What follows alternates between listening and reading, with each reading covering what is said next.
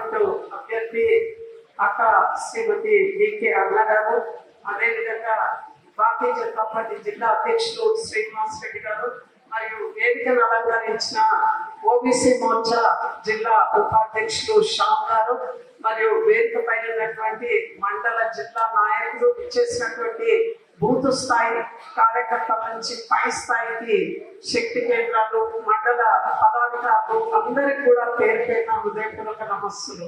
సమయం బాగా ఎక్కువైంది.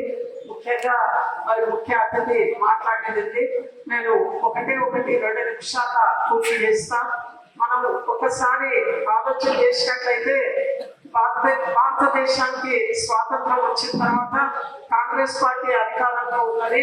మరి కాంగ్రెస్ పార్టీ అధికారంలో 70 సంవత్సరాలు పరిపాలన చేసి మరి ఏ విధమైనటువంటి అభివృద్ధి చేసిందో అంతకు 10ంతల అభివృద్ధి భారతీయ జనతా పార్టీ 2014లో అధికారంలోకి వచ్చిన తర్వాత మన ప్రధానమంత్రి మోడీ గారి సారథ్యంలో అంతకు 10ంతల అభివృద్ధిని ఈ రోజు మనమందరం కూడా చూస్తున్నాం.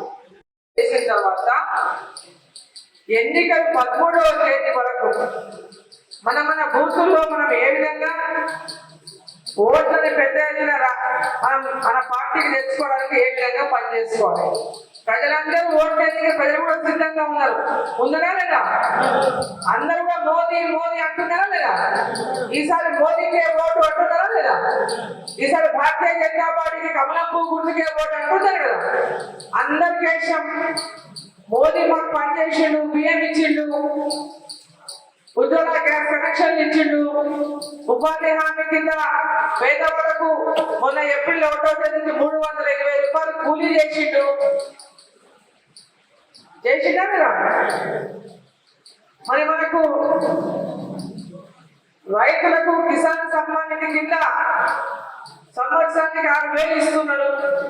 రైతులకు ఎరువుల సబ్సిడీ కింద ఒక్కొక్క ఎకరాక సబ్సిడీ లెక్క చూసుకుంటే 18,000-20,000 నుంచి 22,000-23,000 వరకు ఒక్కొక్క రైతుకు ఎరువుల మీద సబ్సిడీ అందుతున్నది. అంటే సబ్సిడీ మిగులుతున్నది, పైసలు మిగులుతున్నాయి ఎరువుల మీద.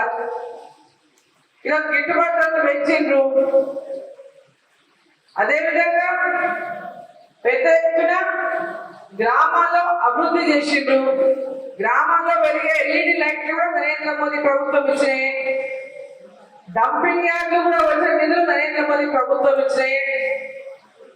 గ్రామాల్లో రైతు వేదిక నిర్మాణం చేసింది నరేంద్ర మోదీ గారి ప్రభుత్వం ఇచ్చినాయి.